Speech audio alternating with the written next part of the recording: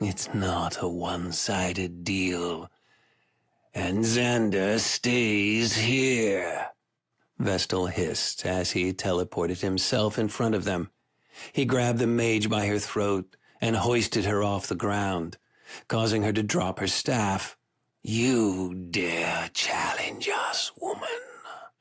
I will not be mocked in my own court. Xander squirmed as she desperately hit the ancient vampire's arm, trying to get him to loosen his death grip, but nothing worked. Xander snarled, "Release her at once, or I'll—" "You'll what?" Vestal growled as he interrupted the Dampire. "You have no care for anyone or anything except yourself." This was his way of saying, "Go out, fight many battles, and get yourself killed."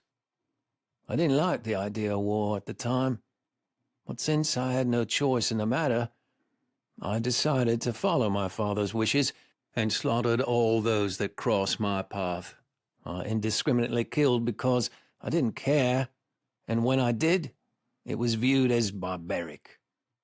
A victim would get their throat ripped out as I impaled them with my sword.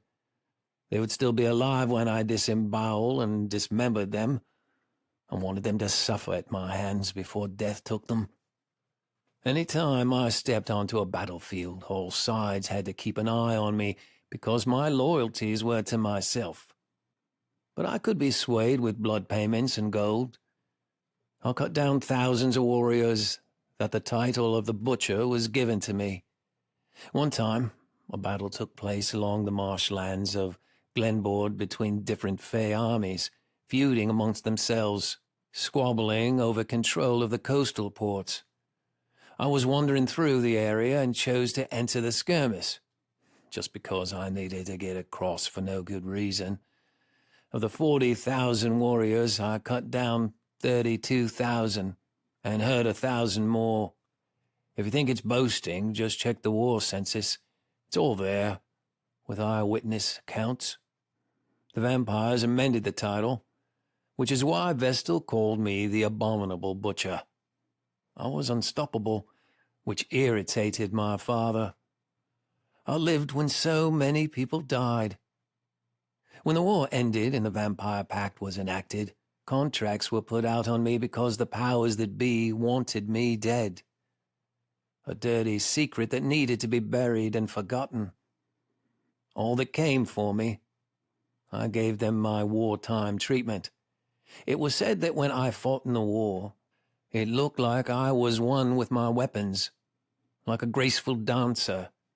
None wanted to do the dance of death with me because few came out unscathed or alive. Xander's facial expressions were flat, like he was lamenting his past. Xander watched him intently, wondering if he was okay. The Dampire glanced down at the mage and asked, "That's what you're bonded to, Cell? A monster?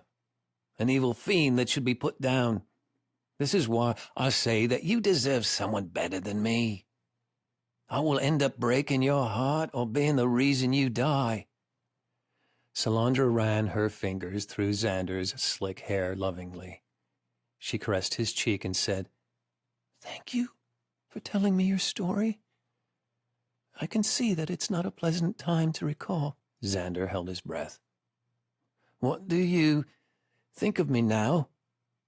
"That's who you were.